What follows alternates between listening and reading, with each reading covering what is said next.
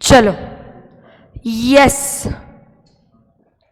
चलो चलो चलो चलो चलो चलो चलो चलो चलो चलो।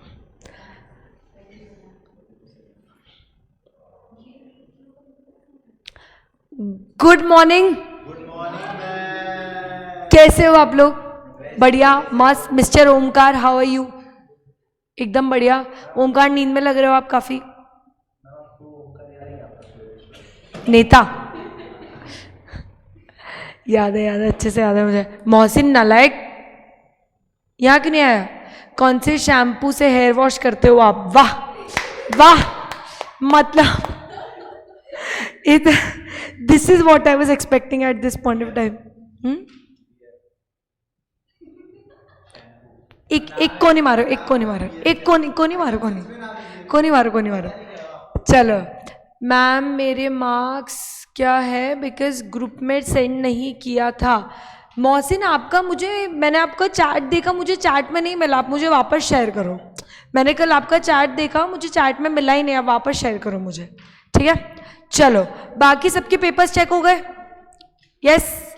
कितने मार्क्स मिले प्रांजल टेस्ट के? Very nice, very nice. तुम पागल हो क्या? टेस्ट क्यों नहीं दे रहे हो?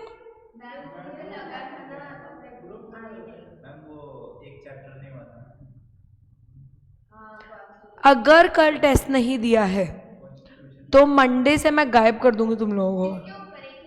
कल रहेगा स्टैम्प और आर्बिट्रेशन पे। हाँ, मतलब पूरा रिवीजन हो रहा है, फास्ट ट्रैक हो रहा है, उसके बावजूद तुमको टेंशन हो रहा है। 2 चैप्टर नहीं पढ़ पाओगे तुम लोग एक दिन में। चुपचाप से कल आर्बिट्रेशन और स्टैम्प दे देना, और अगर नहीं किया ना, मैं सबको गायब कर दूंगी यहाँ से, कोई नहीं देखेगा, अकेली क्लास को पढ़ाऊंगी।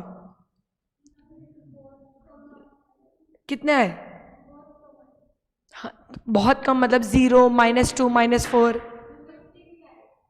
तो सही है, कोई बात नहीं। देखो, पहला टेस्ट था, सुनो, पहला टेस्ट था, और अब कल का जो टेस्ट रहेगा वो 25 मार्क का रहेगा। उसमें स्टैम्प और आर्बिट्रेशन के क्वेश्चंस मिक्स रहेंगे, ठीक है? कल देना, अभी अच्छे से पढ़ना और उसको देना, ठीक है? अभी हम लोग आर्बिट्रेशन के केसेस करते हैं, फिर हम लोग स्टैम्प रिवाइज करेंगे, और फिर हम लोग स्टैम्प के केसेस करेंगे। स्टैम्प के केस आज नहीं करेंगे, स्टैम्प के केस आज नहीं हो पाएंगे, बट आर्बिट्रेशन और स्टैम्प हम आज करते हैं, ठीक है? चलो, मॉड्यूल लाए ना आप लोग? 9 से 10 इसी टाइम पे होगा। नहीं, मैं नहीं रहूंगी, ठीक है? बट टेस्ट देना जरूरी है, नो चीटिंग। संतोष रहेगा यहाँ पे। चलो चलो चलो चलो चलो, इंपॉर्टेंट केस स्टडीज है, केस लॉज है गाइस, बहुत ही जोर से इंपॉर्टेंट है, मतलब मैं क्या बताऊँ कितना जोर से इंपॉर्टेंट है। पेज नंबर 306 पे आ जाओ। Oriental insurance company limited versus Dicitex furnishing limited respondent Supreme Court of India, ठीक है? सबसे पहले आ जाओ फटाफट से। Now facts of the case क्या है, ठीक है? यहां पर कोर्ट को देखना है कि आर्बिट्रल डिस्प्यूट एग्जिस्ट करता है ना, और उनको कन्विंस होना है कि जो पार्टीज है वो यहाँ पर जेन्युइनली अपने डिस्प्यूट को रिजॉल्व करने आई है, ठीक है? जो पार्टीज है वो जेन्युइनली अपने केस को रिजॉल्व करने आई है ना? कोर्ट को ये देखना है। अब देखो, ध्यान से देखना, इंपॉर्टेंट केस है, इस पे 5 सितारे लगा लो। कितने सितारे? 5 स्टार्स, ठीक है? Disitex, the respondent, obtained a standard fire and special peril policy from Oriental Insurance Limited, ठीक है? तो यहाँ पर ओरिएंटल इंश्योरेंस क्या है? अपीलेंट है, मतलब ऑफकोर्स वो कोई लोअर कोर्ट के डिसीजन से अग्रीव्ड है, करेक्ट है? तभी उन्होंने क्या फाइल किया? अपील फाइल किया। और जो डिसिटेक्स है उन्होंने फायर इंश्योरेंस लिया था ओरिएंटल इंश्योरेंस से। यहाँ तक क्लियर है, ठीक है? Now a fire broke out which spread to the first floor of the building and completely engulfed all the appellants 3 go downs, ठीक है? तो बेसिकली डिस्ट्रिक्ट्स के यहाँ पर नीचे ग्राउंड फ्लोर पर फायर हुई और उसके कारण सारी जगह आग ही आग हो गई, ठीक है? और सब खराब हो गया। रिस्पोंडेंट ऑफ कोर्स फायर के बारे में बताया कंपनी को। Appellant appointed CP Mehta and company as surveyor and assessor. तो बेसिकली जब भी ऐसा कुछ होता है ना, चोरी होती है, एक्सीडेंट होता है, फायर होता है, तो जो इंश्योरेंस कंपनी वो अपने आके एक सर्वेयर को भेजती है, और सर्वेयर एंड असेसर बोलते हैं उनको, वो आते हैं। इनफैक्ट ये जो एक्चुअरीज होती है ना, एक्चुअरी समझते हो ना, तो एक्चुअरीज होती है वो भी सर्वेयर्स हो सकते हैं, करेक्ट है? राइट? तो सर्वेयर को भेजा देखने के लिए। Surveyor appointed by the insurer filed a final survey report recommending that claim settled for a net of amount 12 crores 28 lakhs, ठीक है, तो करीब 13 करोड़ रुपए का क्लेम बताया उसने. Be paid over to the respondent. Respondent addressed various letters to the appellant chairman informing him of the financial distress that it was facing, requesting to settle the claim on priority basis. तो यहाँ पर जो company जिसके आग लगी वो चाह रही थी क्या कि फटाफट आप क्लेम सेटल कर दो, मेरे को बहुत पैसों की जरूरत है. Apparently, appellant appointed a chartered accountant to carry out a resurvey of the claim. ठीक है, अब उनको लगा भाई 13 करोड़ तो बहुत बड़ा अमाउंट है, तो 13 करोड़ तो हम पे नहीं करेंगे, तो रीसर्वे करो. ठीक है. Respondent received an email from the appellant stating a discharge voucher for the balance of the claim as described was being enclosed. Respondent placed on record that its total claim was approximately 15 crores and surveyor had assessed the same at approximately 13 crores. Respondent stated that basis for arriving at this figure of 7.6 crore was not explained by the appellant. तो अब ध्यान से सुनना. Appellate ने बोला claim बनता है 15 करोड़ का, 13 करोड़ का. ठीक है. रिस्पोंडेंट ने बोला मतलब जहां पर आग लगी उसमें बोला बनता है 15 करोड़ का. तो ये जो डिफरेंस था दोनों पार्टीज इसको लेकर लड़ चुकी थी. आ रही क्या बात समझ में? ठीक है. अब ध्यान से सुनना. एनगल्फ मतलब आग हो गई. एनगल्फिंग का बेसिकली मतलब होता है कि बहुत ऐसे आग ऐसे उछल जाती है ना, जिसके कारण अगर छोटे से एरिया में आग लगी बट उछलने के कारण वो मतलब भड़कने के कारण वो और हाँ वो मतलब ज़्यादा एरिया वो खराब कर देती है. ठीक है. अब respondent placed on record their objection that the same was signed due to pressure of respondent and applied to Bombay high court. अब देखो ध्यान से सुनना. रिस्पोंडेंट ने ये बोला कि जब उन्होंने क्लेम एक्सेप्ट किया, सो बेसिकली जब भी अपीलेंट कंपनी यहाँ पर इंश्योरेंस कंपनी जब भी अपना क्लेम बताती है ना कि आपको इतना क्लेम मिलेगा, तो सामने वाली पार्टी को उस पर साइन करना पड़ता है that we accept the claim. अब यहाँ पर रिस्पोंडेंट बोल रहा है कि मैंने इसको साइन इसीलिए किया क्योंकि मुझ पर बहुत प्रेशर डाला गया था कि आप ये क्लेम एक्सेप्ट कर लो, और उस टाइम पर मैं ऑलरेडी बहुत प्रेशर में था फिनेंशियल डिस्ट्रेस के कारण, बट ये जो है ये जो अमाउंट है वो बिल्कुल गलत है, मुझे ज़्यादा मिलना चाहिए. आ रही क्या बात समझ में? ठीक है. अभी जो केस है वो कहाँ गया? बॉम्बे हाई कोर्ट ने जो पिटिशन फाइल करी और अपीलेंट ने फाइनली सुप्रीम कोर्ट में, मतलब बेसिकली हाई कोर्ट में गया, हाई कोर्ट से अपील फाइल होकर सुप्रीम कोर्ट में गई. अब सुप्रीम कोर्ट ने क्या बोला ध्यान से सुनना. The court is conscious of the fact, यहाँ से मार्क करो, the court is conscious of the fact that an application is in the form of a pleading which merely seeks an order of the court for appointment of an arbitrator. ठीक है. तो basically हुआ ये कि उन्होंने, मैंने आपको बताया था कि when we talk about court, when you talk about judicial authority in case of arbitration, तो arbitration में दो तरह की कोर्ट्स हो सकती हैं. एक तो अपनी आर्बिट्रल ट्रिब्यूनल या फिर अपनी हाई कोर्ट. करेक्ट है. उन्होंने क्या किया, उन्होंने पहले से डिसाइड किया हुआ था अपने इंश्योरेंस पॉलिसी में कि in case of disputes the party shall refer the matter to arbitration. तो ऑफ कोर्स वो हाई कोर्ट के पास गए, उन्होंने बोला सर आर्बिट्रेटर अपॉइंट कर दो, बट आर्बिट्रेटर अपॉइंट नहीं हुआ, तो उसके अगेंस्ट अपील फाइल हुई सुप्रीम कोर्ट में. सुप्रीम कोर्ट ने बोला कि वो हाई कोर्ट के पास सिर्फ किस चीज़ के लिए गए थे? फॉर अपॉइंटमेंट ऑफ आर्बिट्रेटर के लिए. यहाँ तक क्लियर है? ठीक है. Now high court which is just required to ensure. अब मुझे एक बात बताओ, तीन चीजें चाहिए एक डिस्प्यूट, एक आर्बिट्रेशन के लिए. डिस्प्यूट होना चाहिए, म्यूचुअल अग्रीमेंट होना चाहिए और वो राइटिंग में होना चाहिए.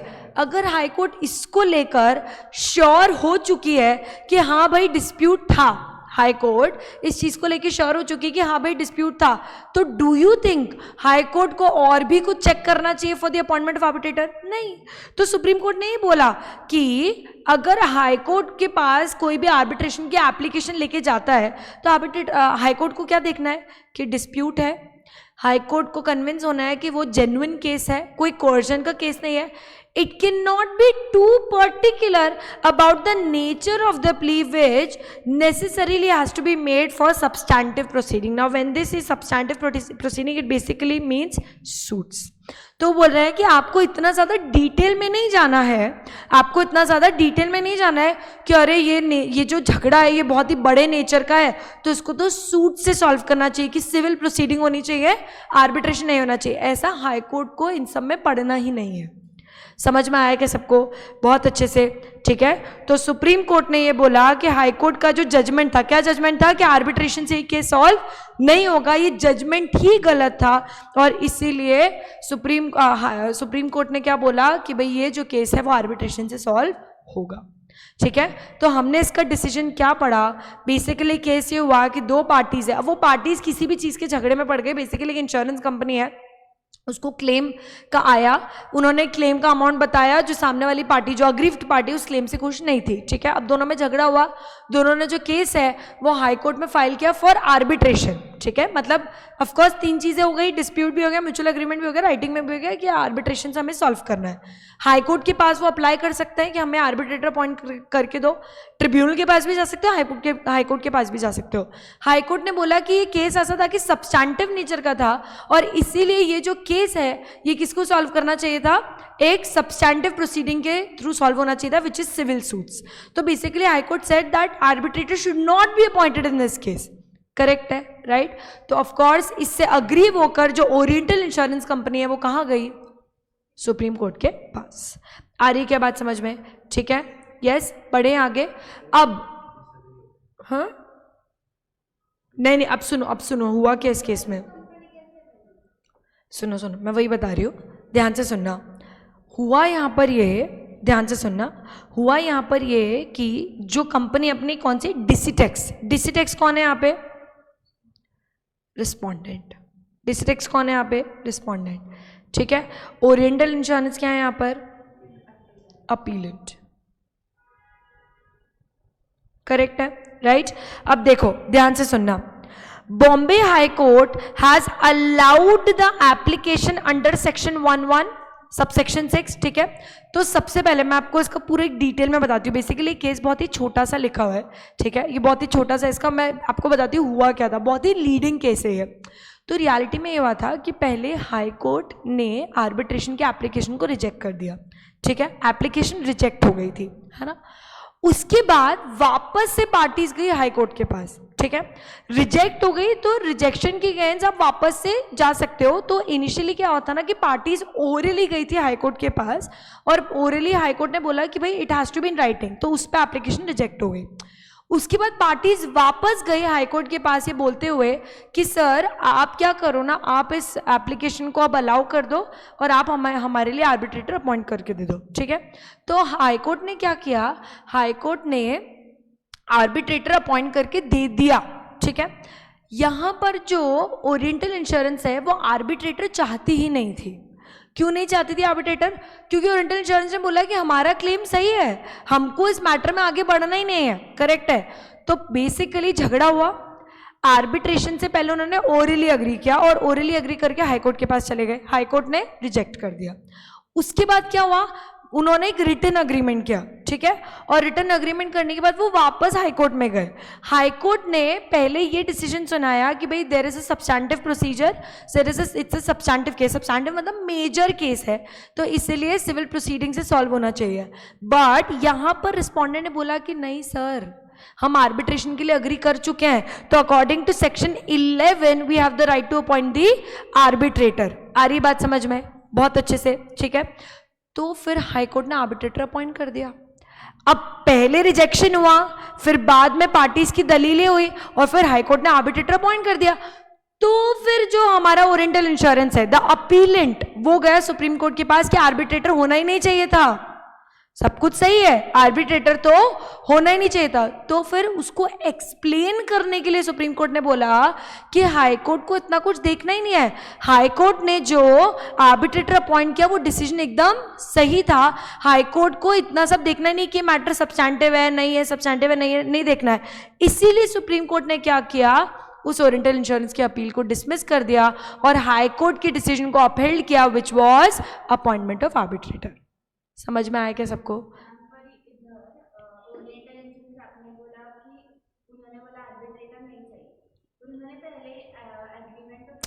करेक्ट है ना, तो वही बोल रहा है कि वहां पर उन्होंने रिस्पोंडेंट के प्रेशर में किया, वहां पर रिस्पोंडेंट ने बोला कि हमने जो क्लेम एक्सेप्ट किया वो हमने अपीलेंट के प्रेशर में किया, इंश्योरेंस कंपनी के, और इंश्योरेंस कंपनी बोल रही है कि हमने जो आर्बिट्रेशन अग्रीमेंट किया वो प्रेशर में किया।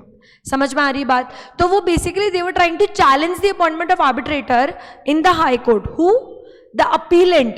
अपीलेंट मतलब इंश्योरेंस कंपनी। वो चैलेंज करना चाह रहे थे आर्बिट्रेटर का अपॉइंटमेंट कि हम ये आर्बिट्रेटर अपॉइंट नहीं होना चाहिए क्योंकि हमने तो प्रेशर में किया। ये पूरा केस इस तरह से जाता है। तो सुप्रीम कोर्ट ने बोला कि हम श्योर हैं कि कोई कोर्जन नहीं हुआ है। देखो क्या लिखा है यहाँ पे, प्ली ऑफ कोर्जन। ठीक है, हमको बस ये चेक करना है कि कोर्जन तो नहीं हुआ है, आर्बिट्रेशन अग्रीमेंट है, डिस्प्यूट और आपने अग्रीमेंट को साइन किया है, तो अब आप ये क्लेम नहीं कर सकते कोर्जन हुआ है।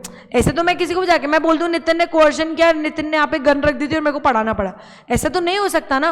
आ रही बात समझ में? It has to look genuine कि एक्चुअली मैंने गन पॉइंट पे पढ़ा है। समझ में आ रही बात? तो वो जेन्युइनली लगना चाहिए कि आर्बिट्रेशन अपीलेंट ने भी, इंश्योरेंस कंपनी ने भी कोई कोर्जन के अंडर आकर अग्रीमेंट साइन किया। आ रही क्या बात समझ में? बहुत अच्छे से। अच्छा, वो सब कैसे चेक किया जाता है? वो पूरा अग्रीमेंट पढ़ते हैं। अगर अग्रीमेंट पढ़ने के बाद उनको लगता है कि यहाँ पर तो ऐसा लग रहा है कि दोनों के मन मुताबिक कंडीशंस है अग्रीमेंट में, आर्बिट्रेशन अग्रीमेंट में, तो वो समझ जाते हैं कि भाई कोई भी यहाँ पर कोर्जन नहीं हुआ था। और फिर सुप्रीम कोर्ट बोल रही है कि जब कोर्जन नहीं है, डिस्प्यूट है, पार्टीज अग्री कर चुकी है, तो फिर हाई कोर्ट और ज्यादा कुछ देखेगा नहीं, आर्बिट्रेटर अपॉइंट करके दे देगा। इसीलिए इंश्योरेंस कंपनी की जो अपील है वो रिजेक्ट हो गई। समझ में आया क्या सबको? बहुत अच्छे से। अब मैं जानती हूँ तुम लोगों के बहुत सारे 1 करोड़ डाउट्स है कि सवाल कैसा आता है। ठीक है, जो मैं आपको बोल रही हूँ एकदम लीडिंग केस है, उसको तो आपको केस को और पार्टीज का नाम याद करना पड़ेगा। ठीक है, पूरा नाम याद नहीं भी करोगे, पर अगर आपने इतना नाम याद रख लिया, डिसिटेक्स एंड ओरिएंटल इंश्योरेंस कंपनी, तो भी चलेगा। आ रही क्या बात समझ में? पहला। दूसरा, आपको जो केस लॉ का नाम है वो याद नहीं करना है, because it is not technically possible. कितने सारे केस लॉज आप याद कर लो। अब कल मैंने कॉन्स्टिट्यूशन पढ़ाया, तो कॉन्स्टिट्यूशन के जो मैंने इतने सारे केस लॉज कराए, सब तो याद नहीं कर पाओगे, पर आपको पता क्या होना चाहिए कि उसका डिसीजन क्या था। जैसे कल हम लोगों ने पढ़ा था कि एनसीईआरटी जो है वो स्टेट की डेफिनेशन में नहीं आएगी। करेक्ट है। स्टेट की इंस्ट्रूमेंटालिटी चेक करने के लिए हमने अडानी डिस्कस किया था कि अडानी का वो डिपार्टमेंट जो एयरपोर्ट देख रहा है वो स्टेट की डेफिनेशन में आएगा। करेक्ट है, ये अपन ने डिस्कस किया था। तो ये सारे आपको डिसीजंस आने चाहिए। समझ में आ रहा है क्या सबको? बहुत अच्छे से। आपको केस लॉज याद नहीं है, कोई दिक्कत नहीं है, पर अगर वो केस लॉ की स्टडी के फॉर्म में आ रहा है तो आपको provision, facts of the case, conclusion लिखना तो आना चाहिए। आ रही है क्या बात समझ में? बहुत अच्छे से। Yes, done. बढ़े आगे। लाइव वाली जनता समझ में आ रहा है आपको?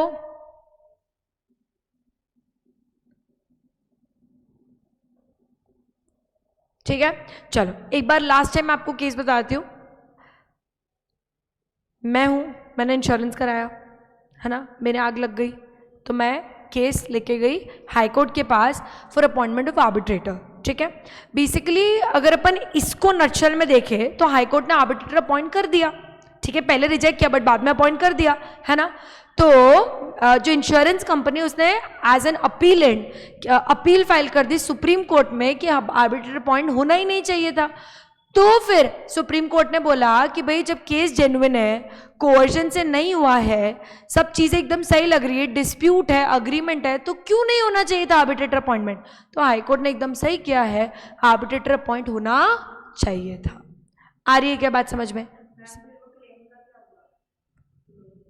फिर तो आर्बिट्रेटर अपॉइंट हुआ था, फिर आर्बिट्रेटर ने डिसाइड किया कितना क्लेम होगा। So basically case was not related कि क्लेम कितना मिलना चाहिए, केस वाज कि आर्बिट्रेटर अपॉइंट होना चाहिए था या नहीं होना चाहिए था। आ रही क्या बात समझ में? बहुत अच्छे से। बढ़े आगे। चलो एक और बहुत इंपॉर्टेंट केस है इसमें। पेज नंबर 310 पे आ जाओ। Brahma river pellets limited versus कामाची इंडस्ट्रीज लिमिटेड। 5 सितारे। ये दोनों केसेस बहुत इंपॉर्टेंट है गाइस, बहुत ही जोर से इंपॉर्टेंट केसेस है ये। कैसे इंपॉर्टेंट है? जोर से। नाउ ध्यान से सुनना। Parties are free to decide the place of arbitration. If you remember, मैंने आपको लास्ट टाइम बताया था कि place of arbitration, date of arbitration, language of arbitration और आर्बिट्रेशन कैसे होगा, ओरल होगा, प्रोसीडिंग या रिटन होगा, ये सारी की सारी चीजें पार्टी खुद डिसाइड करती है. करेक्ट है. पर मैम पार्टीज ने डिसाइड नहीं किया तो फिर कौन डिसाइड करेगा? ट्रिब्यूनल डिसाइड करेगा. याद आ गया सबको? ठीक है. प्लेस, डेट, ठीक है, कि प्रोसीडिंग कब से कमेंस होगी, प्लेस, डेट, अपना लैंग्वेज और साथ ही साथ रिटन होगी या ओरल होगी प्रोसीडिंग, किस फॉर्म में होगी, ये सब चीजें कौन डिसाइड करेगा? पार्टीज. पार्टीज डिसाइड नहीं कर पाती तो ट्रिब्यूनल डिसाइड करेगा. ठीक है. अब देखना, ध्यान से सुनना. Appellant entered into an agreement with the respondent for sale of rupees 40,000 wet metric ton of iron ore pellets. ठीक है. Dispute arose between the parties regarding price and payment. अब किसी भी पॉइंट पर उनका डिस्प्यूट हो गया, गुड्स डिलीवर नहीं हुए, प्राइस को लेकर डिस्प्यूट हो गया. ठीक है. Respondent claim for damages and the appellate denied any liability, है ना. अब यहाँ पर रिस्पॉन्डेंट ने क्या बोला कि भाई मुझे पैसा चाहिए, तो टेक्निकली इनिशियली वो रिस्पॉन्डेंट कौन है? डिफेंडेंट हो गया, है ना. राइट. रिस्पॉन्डेंट यहाँ पर अग्रीव्ड पार्टी है और अपीलेंट ने मना कर दिया मैं पैसे नहीं देगा. ठीक है. अब देखो, अग्रीमेंट जो था उन दोनों का, उसके तहत आर्बिट्रेशन क्लॉज था. आर्बिट्रेशन क्लॉज क्या बोलता है कि भाई in case of disputes party shall refer the matter to arbitration. Clause 18 of the agreement, मतलब जो उनका अग्रीमेंट में था उसमें 18th क्लॉज बात करता था कि डिस्प्यूट होगा तो आर्बिट्रेशन के पास जाएंगे. ठीक है. इसीलिए जो रिस्पॉन्डेंट था, अब यहां पर रिस्पॉन्डेंट कौन था? कामाची इंडस्ट्रीज लिमिटेड. वो किसके पास गया? आर्बिट्रेशन के अपॉइंटमेंट के लिए गया वो. ठीक है. राइट. पर यहां पर जो ब्रह्मा रिवर पैलेट्स लिमिटेड है, जो डिलीवर करने वाला था गुड्स, उसने मना कर दिया कि मैं आर्बिट्रेटर अपॉइंट नहीं करूंगा. ठीक है. राइट. उसके बाद hence the respondent filed a petition. Again वही हाई कोर्ट में पिटिशन गई. ठीक है, कि भाई देखो सर अग्रीमेंट है, डिस्प्यूट हो गया, म्यूचुअल अग्रीमेंट और राइटिंग में तीनों चीजें, तो आर्बिट्रेटर तो अपॉइंट होना चाहिए. तो अपन ने पहले वाले केस से तो देख लिया कि भाई सब चीजें क्लियर है, तो हाईकोर्ट बहुत ज्यादा डिटेल में कुछ देखेगा क्या? नहीं. हाईकोर्ट श्योर है तो हाईकोर्ट सीधे आर्बिट्रेटर अपॉइंट करेगा. ठीक है.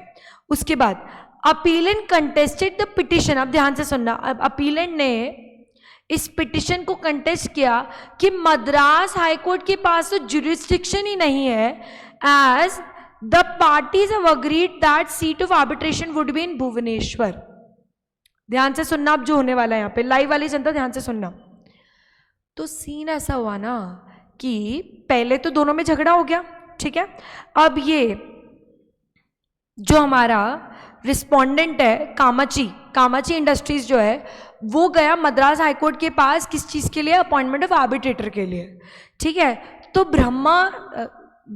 ब्रह्मानी रिवर इतना स्मार्ट है कि उसने बोला कि चलो ठीक है, अगर हम आर्बिट्रेटर अपॉइंट भी करें तो मद्रास हाईकोर्ट में कैसे चले गए तुम? क्योंकि हमने तो आर्बिट्रेटर के लिए भुवनेश्वर, प्लेस ऑफ आर्बिट्रेशन हमने भुवनेश्वर डिसाइड किया था. पहले तो ब्रह्मानी जो है वो अग्री ही नहीं कर रहा था किस चीज के लिए? आर्बिट्रेटर के अपॉइंटमेंट के लिए. इसके लिए तो मद्रास हाईकोर्ट में गया वो कामाची. करेक्ट है. उसके बाद उसको कंटेस्ट कैसे किया? आपको भी अपनी दलील देनी पड़ती है लिखकर, अपनी प्लीडिंग देनी पड़ती है लिखकर. करेक्ट है. डिफेंस में तो उसने बोला कि ब्रह्मानी ने बोला कि आर्बिट्रेटर अगर हम अपॉइंट करेंगे भी ना तो भी भुवनेश्वर में केस जाना चाहिए, मद्रास हाईकोर्ट में तो ये केस जाना ही नहीं चाहिए अपॉइंटमेंट ऑफ आर्बिट्रेटर का. समझ में आया सबको? ठीक है. अब Madras high court vide impugned order appointed a जज of high court as the arbitrator. तो बेसिकली यहाँ पर जो मद्रास हाईकोर्ट का जो जज था उसी को आर्बिट्रेटर अपॉइंट कर दिया गया. मैम ऐसा कर सकते हैं क्या? कर सकते हैं. Arbitrator can be anybody.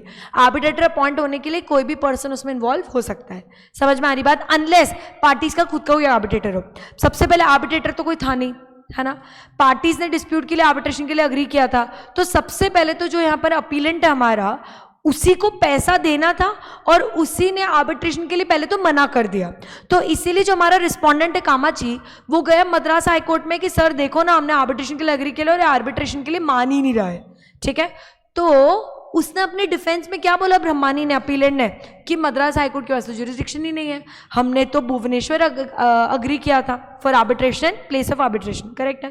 फिर भी मद्रास हाईकोर्ट ने उसकी दलील रिजेक्ट कर दी और आर्बिट्रेटर अपॉइंट कर दिया, हु इज द जज ऑफ मद्रास हाईकोर्ट. समझ में आया सबको? अब जजमेंट क्या हुआ? ऑफकोर्स अब इससे अग्री होकर वो कहाँ गया? सुप्रीम कोर्ट में. सुप्रीम कोर्ट में ऑफकोर्स कौन गया? ब्रह्मानी, जो कि आर्बिट्रेटर के अपॉइंटमेंट से खुश नहीं है, जो अपीलेंट बन चुका है. यहां तक क्लियर है? अब ध्यान से सुनना।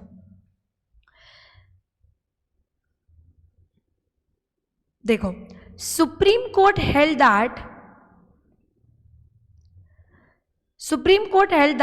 subject matter is to identify the court having supervisory control over arbitral proceeding, and as per section 20 parties are free to agree on the place of the arbitration. ठीक है, तो बेसिकली आप प्लेस पर अग्री कर चुके हो और subject matter पे डिपेंड करता है कि आर्बिट्रेटर कौन अपॉइंट होना चाहिए। करेक्ट है?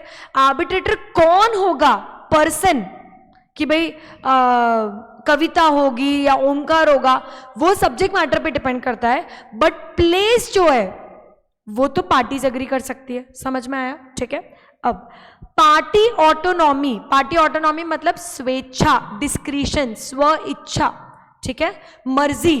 तो party autonomy has to be construed in case of choosing a court which has jurisdiction out of two or more competent courts having jurisdiction. So Supreme Court observed that when the parties have agreed for the venue of arbitration as Bhubaneswar, Madras High Court erred in assuming the jurisdiction of the act, since only Orissa High Court will have the jurisdiction according to Bhubaneswar, इसलिए सिर्फ ये case Odisha high court में जाना चाहिए था। Correct है? तो subject matter देखो, अब समझो, यहां पर सुप्रीम कोर्ट ने बोला कि कोर्ट जिस बंदे को आर्बिट्रेटर अपॉइंट कर रही है वो झगड़े पर, टाइप ऑफ झगड़े पे डिपेंड करता है। टाइप ऑफ झगड़ा मतलब सब्जेक्ट मैटर, कि जिस तरह का झगड़ा है उस तरह का एक्सपर्ट एज आर्बिट्रेटर अपॉइंट होना चाहिए। ये कोर्ट डिसाइड करेगी, लेकिन प्लेस पर अगर पार्टीज अग्री कर चुकी है तो उसमें कोर्ट इंटरफेयर नहीं कर सकती। करेक्ट है? तो यहां पर प्लेस क्या थी? भुवनेश्वर। तो टेक्निकली कामाची को आर्बिट्रेटर के अपॉइंटमेंट के लिए कहां जाना चाहिए था? ओडिशा हाई कोर्ट में जाना चाहिए था, क्योंकि भुवनेश्वर का जुरिस्डिक्शन कौन सी हाई कोर्ट में आएगा? ओडिशा हाई कोर्ट में आएगा। क्लियर है सबको? तो यहां पर गलती किसने करी है?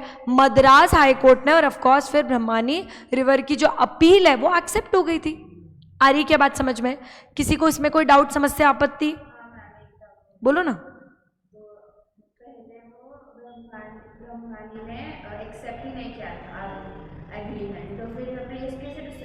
करेक्ट, नहीं, सो पहले क्या हुआ कि ब्रह्मानी ने पहले तो आर्बिट्रेशन अग्रीमेंट तो था, मतलब बेसिकली अग्रीमेंट नहीं था। इफ यू रिमेंबर मैंने बताया था आर्बिट्रेशन हम किस किस तरीके से कर सकते हैं। Even if you have a separate clause in an agreement, कि भाई एक सेल डीड है, सेल डीड में क्लॉज लिख दे, in case of disputes party shall refer the matter to arbitration. तो उसी अग्रीमेंट में आपने प्लेस डिसाइड कर रखी थी कि आर्बिट्रेशन के लिए हम लोग भुवनेश्वर में जाएंगे। करेक्ट है? अब जो ब्रह्मानी है वो पहले तो जब सामने वाली पार्टी ने बोला चलो अब डिस्प्यूट हो गया है तो मुझे पैसा दो, पैसा नहीं दोगे तो मैं आर्बिट्रेटर अपॉइंट करूंगा, तो उसे मना कर दिया, मैं नहीं मानता। तो इसीलिए जो कामाची है वो चला गया मद्रास हाई कोर्ट में बोलते हुए कि सर देखो आर्बिट्रेशन अग्रीमेंट है। अब अगर अग्रीमेंट लेके गया है वो, तो ब्रह्मानी को पता था कि मैं आर्बिट्रेटर के अपॉइंटमेंट पर तो फाइट नहीं कर पाऊंगा, पर मैं वेन्यू पे फाइट कर सकता हूं। आ रही के बात समझ में? वो बेसिकली चाह रहा था, केस को गुमराह करने की कोशिश कर रहा था कि ठीक है सर आर्बिट्रेटर अपॉइंट कर लेंगे। पहले तो उसके लिए भी नहीं मान रहा था ब्रह्मानी, फिर मुझे बोला ठीक है आर्बिट्रेटर अपॉइंट कर देंगे, पर आप नहीं कर सकते हो। कौन कर सकता है? ओडिशा हाईकोर्ट कर सकती है, क्योंकि भुवनेश्वर इज द प्लेस। आ रही बात समझ में? बहुत अच्छे से। तो फिर अब मद्रास हाईकोर्ट ने ये बात नहीं मानी। मद्रास हाईकोर्ट खुश हो गई, बोल हमारे पास केस आया, हम तो डिसीजन ही सुनाएंगे। मद्रास हाईकोर्ट ने जज को अपॉइंट कर दिया एज आर्बिट्रेटर। तो फिर ब्रह्मानी ने सुप्रीम कोर्ट में अपील फाइल करी कि सर ठीक है आर्बिट्रेटर अपॉइंट करना है, अग्रीमेंट है, मैं समझ गया, लेकिन मद्रास हाई कोर्ट में ये केस जा ही नहीं सकता है। मतलब वो तो आर्बिट्रेटर अपॉइंट कर ही नहीं सकता है। आर्बिट्रेटर कौन अपॉइंट करेंगे? अकॉर्डिंग टू भुवनेश्वर कौन सी कोर्ट के पास जुरिस्डिक्शन है? ओडिशा हाई कोर्ट के पास। फायदा की बात ही नहीं है। देखो बेसिकली केस जो है वो तो थोड़ा एक्सटेंड हो गया ना। अब इस बीच में जब तक केस ओडिशा हाईकोर्ट में जाता, हमने यहाँ पर पढ़ा सुप्रीम कोर्ट का डिसीजन है, जब तक केस ओडिशा हाईकोर्ट तक जाता तब तक ब्रह्मानी हो सकता है बाहरी सेटलमेंट कर लेता। नहीं, कोर्ट को पेनल्टी थोड़ा ना लगेगी ऐसे केस में। तो इसीलिए तो केस सुप्रीम कोर्ट में गया। मद्रास हाईकोर्ट को आज को पेनल्टी नहीं लगेगी, उनको देखना चाहिए था, उन्होंने नहीं देखा, वो ठीक है, इसलिए उनका डिसीजन जो है वो कर दिया, राइट ऑफ कर दिया। आ रही है क्या बात समझ में? ठीक है।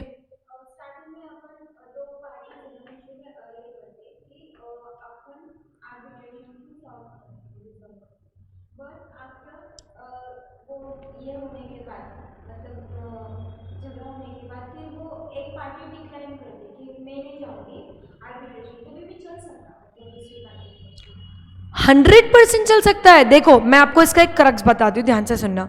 दो पार्टीज हैं, दोनों पार्टीज ने सबसे पहले आर्बिट्रेशन के लिए अग्री कर रखा है। वो भी कैसे किया? एक अग्रीमेंट था उनके दोनों के बीच में, कोई सेल अग्रीमेंट था, ठीक है, गुड्स डिलीवर करना था, प्राइस ये वो, डैमेजेस हो गए, गुड्स डिलीवर नहीं हुए तो डैमेजेस हो गए। तो उन्होंने क्लॉज नंबर 18 में in their sale agreement agree किया था कि अगर आर्बिट्रेशन से अगर डिस्प्यूट होगा तो आर्बिट्रेशन से सॉल्व करेंगे और place of arbitration will be Bhubaneswar. ये उन्होंने डिसाइड कर रखा था, ठीक है। तो जब सामने वाली पार्टी ने बोला चल अब मैं आर्बिट्रेटर अपॉइंट करूंगा तो मेरे को डैमेजेस पे नहीं कर रहा है, ये कामाची ने बोला, ठीक है। तो ब्रह्मानी ने बोला कि मैं आर्बिट्रेटर अपॉइंट नहीं करूंगा, ठीक है। आप पहले दिन ही कोर्ट में नहीं जाते हो, पहले दिन तो आप आपस में एक आर्बिट्रेटर अपॉइंट करते हो जब डिस्प्यूट होता है। जब आप आर्बिट्रेटर अपॉइंट करने के लिए मना कर देते हो, कोई भी एक पार्टी मना कर देती है, तो फिर आपको कोर्ट में जाना पड़ता है कि सर देखो अग्रीमेंट है हमारे पास, अब आप ही आर्बिट्रेटर अपॉइंट करके दो। समझ में आ रही बात? भाई हम दोनों में अगर कोई झगड़ा है, हमने आर्बिट्रेशन से डिसाइड कर रखा है, मैंने बोला मैं नहीं मानती, तो इसके पास क्या ऑप्शन है? इसको तो कोर्ट में ही जाना पड़ेगा ना। आ रही बात समझ में? कोर्ट में स्यू करने नहीं, कोर्ट में आर्बिट्रेटर लेने जाना पड़ेगा। समझ में आया? तो ऐसे केस में जो कामाची है वो मद्रास हाई कोर्ट में गया कि सर देखो आर्बिट्रेटर था और ये मान ही नहीं रहा है। तो उस ब्रह्मानी ने अपने डिफेंस में क्या बोला कि सर ठीक है मैं मान रहा हूँ आर्बिट्रेटर अपॉइंट करना है, बट आप अपॉइंट नहीं कर सकते, Bhubaneswar was the venue which was decided. फिर भी मद्रास हाईकोर्ट ने गलती से डिसीजन सुना दिया और आर्बिट्रेटर अपॉइंट कर दिया। तो फिर ब्रह्मानी जो है एज अपीलेंट कहाँ गया? सुप्रीम कोर्ट में। उसने अपील फाइल की, बोले कि सर ठीक है मैं मान रहा हूँ आर्बिट्रेटर अपॉइंट होना चाहिए, बट मद्रास हाईकोर्ट के पास इसका डिसीजन लेने की पावर ही नहीं है, ये केस ओडिशा हाईकोर्ट में जाना चाहिए था। तो सुप्रीम कोर्ट ने इस डिसीजन को माना, अपील एक्सेप्ट की और बोला कि सही बात है, Madras high court shouldn't have appointed the arbitrator, shouldn't have taken the case at the first place. अब समझ में आया सबको? बहुत अच्छे से। ममता, विपुल, सबको क्लियर है? यस, बढ़े आगे,